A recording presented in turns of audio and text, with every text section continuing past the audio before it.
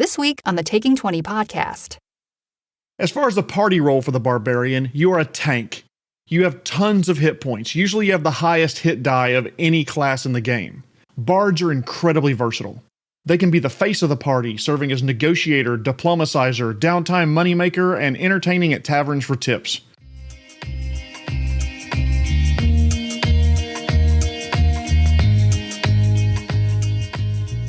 Thank you for tuning into episode 83 of the Taking 20 podcast, starting the class series, this week about playing Barbarians and Bards. This week's sponsor is Larry's Music Shop, rated R for sax and violins. This class series was a suggestion from a user, and I'm going to give this a try. I needed more content for players anyway. I've been kind of remiss in providing good player-based content. Now, a disclaimer before we start. I only have 20 minutes, so I'm not going to do a deep dive into the best min-max options you can make when playing the class.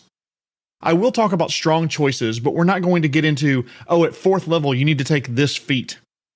We're going to be talking about the class, a little bit about the history, the tropes of the class and how to play with them and against them, and then we'll talk about their roles within the party. But let's start off with the Barbarian. For most of this class's life, the Barbarian's been the lightly armored fighter with legendary anger management issues. This class has been around since at least the first edition of Advanced Dungeons & Dragons. It's a berserker, a rage fighter, who crushes their enemies and sees them driven before you. If you go to the website 538 with the words spelled out, they did a poll in 2017 that showed the Barbarian was the 4th most popular class to play in 5th edition. Sure, the data's there is probably outdated and it predates a lot of the new 5th edition options in Tasha's, but it shows the class's popularity. As far as the party role for the Barbarian, you are a tank. You have tons of hit points. Usually you have the highest hit die of any class in the game. You do a lot of damage per round, so you can swing a sword that does a huge amount of damage. I mean, if sword doesn't solve the problem, use more sword. And if they have to use sword to solve the problem, someone's going to die for it. So they're a tank and a DPR type class. Now, the Barbarian has some flexible role-playing hooks built into the class.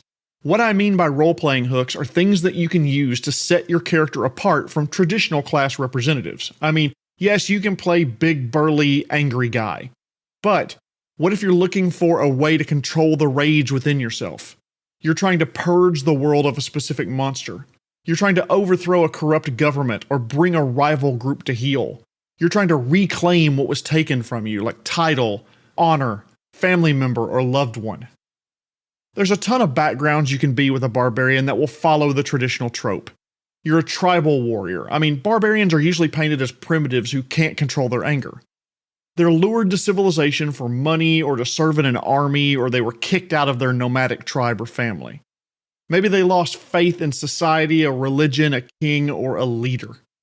The Barbarian could be a wanderer, the man without a country. Think of the old Incredible Hulk TV series. The Hulk was wandering place to place and not daring to make any connections lest his rage cause harm to those he loves. Barbarians can be orphans, the young woman who had to learn to get by on her own, and she found that by tapping into a pool of anger, she could take what she needed to survive. You can play with trope, but I always encourage my players to play backgrounds against the traditional trope. Barbarians traditionally live at the edge of civilization, but they don't have to. I want my players to play the type of character they want to play, not necessarily what everyone else thinks is the best way to play it. One of my favorites is what I call the I've had enough Barbarian, or the nerd rage Barbarian.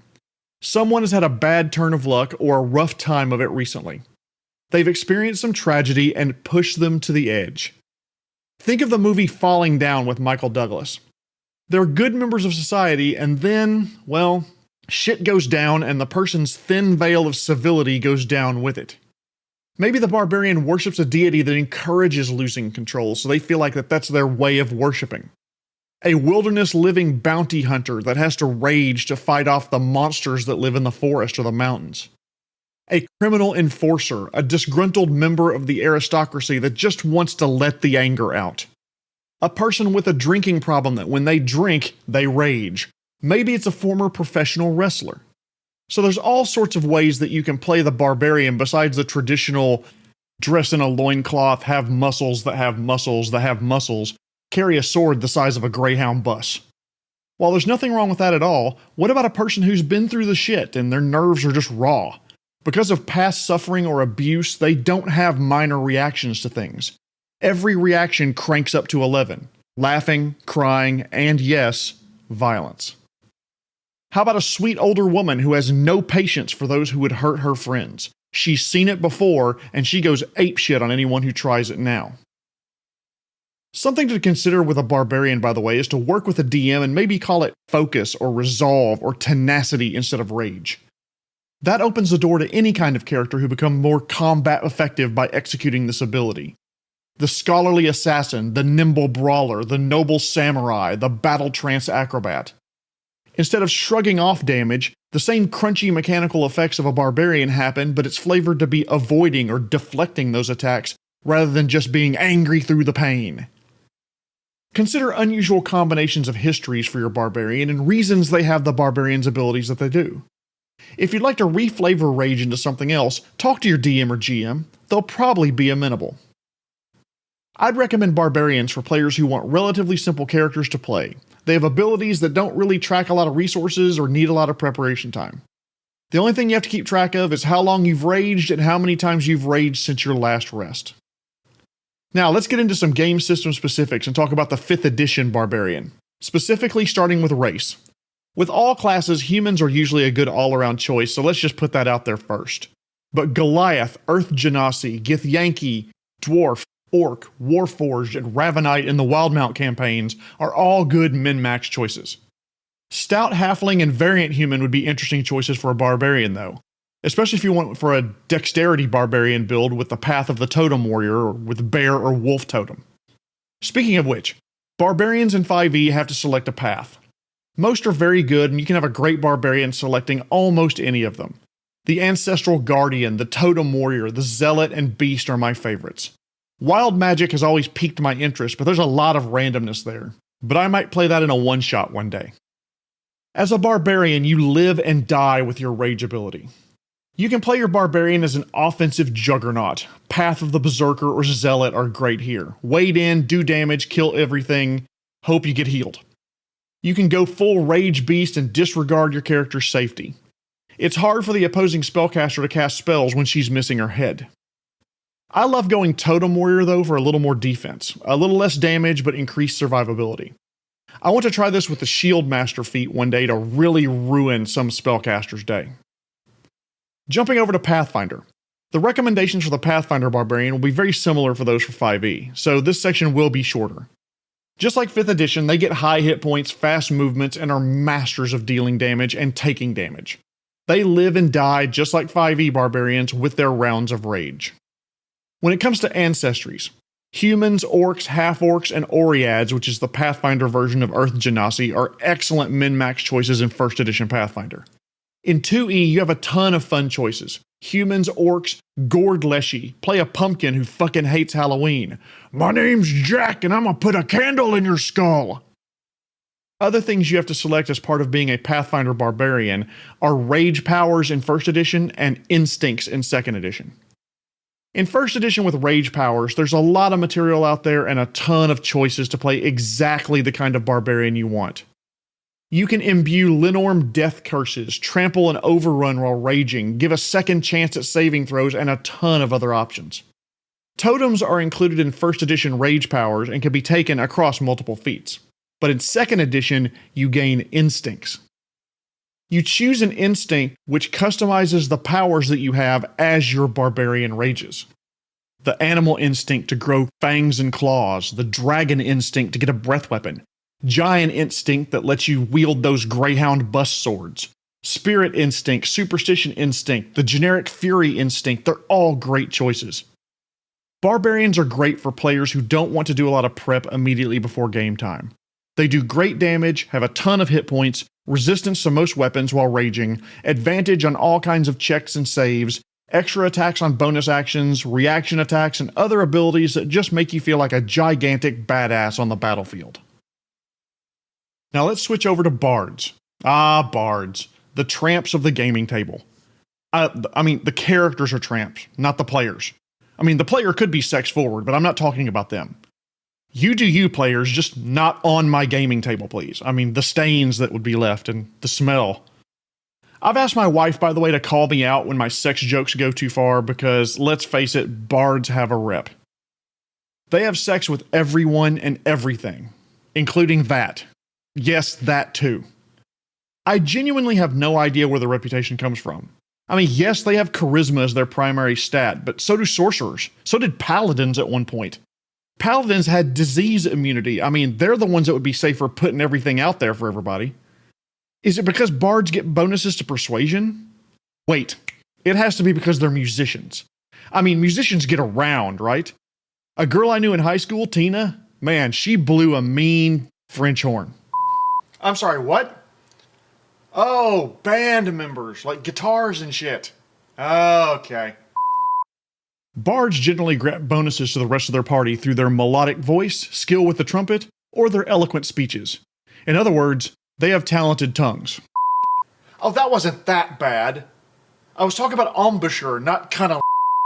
Look, all I'm saying is that if they play a wind instrument, they have to put their mouth on it. And we all enjoy someone who's good with their mouth, right? You know what? Let's reset. As far as party role goes, bards are incredibly versatile. They can be the face of the party, serving as negotiator, diplomatizer, downtime moneymaker, and entertaining at taverns for tips. They can craft magic items for the party. They're amazing buffers. They can use their song, music, or speech to make the most of the other classes, make them better at everything they do. They can help control the battlefield. They're decent range combatants. Oh, they're good debuffers too. They can confuse opponents. They take combatants out of combat. They make them distracted, blind them, and a dozen other powerful negative effects. Bards are Jacks and Jills of all trades. They can fill in a number of roles. They can be sorcerer-like, rogue-like, and even fighter-like if needed. If you're looking for role-playing hooks for a bard, what can you choose to set your bard apart from the most common bard trope of traveling minstrel slutty McSlutface?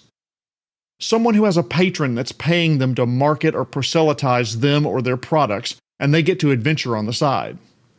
Every time they're in a city, they have to sing jingles for an organization, leader, or product.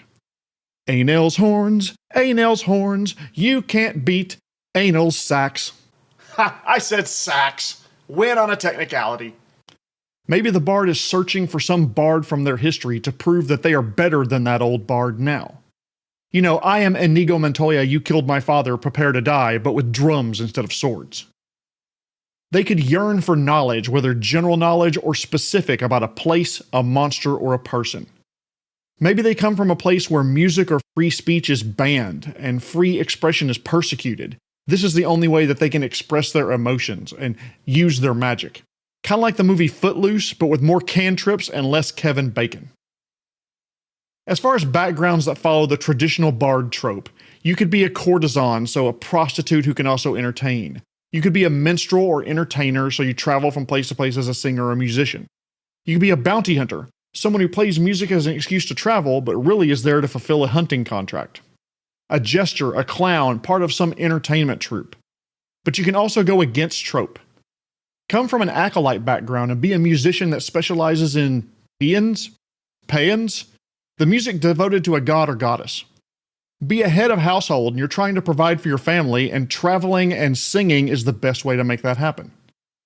Be a noble person, someone of royal blood who just wants to see the world. Or maybe even a military leader or stand-up comedian who can inspire and cut with words. So, for 5th edition, charisma is absolutely critical for a 5th edition bard. Dexterity is almost important because you're kind of squishy. If you're min-maxing, choose any race that gives you up to like a +2 to your charisma score. Aasimar, Changeling, Half-Elves, Satyrs, Tabaxi, Tieflings all make great bards. But again, check with your DM to see if you need to min-max to be successful in the campaign. You might not. If so, shit, play what you want. Go against type. Play an, I can never say this right, Aarakocra, Kobold Bard, a War Singer, a Shanty Woman, something like that. 5th edition bards have to choose a college at 3rd level.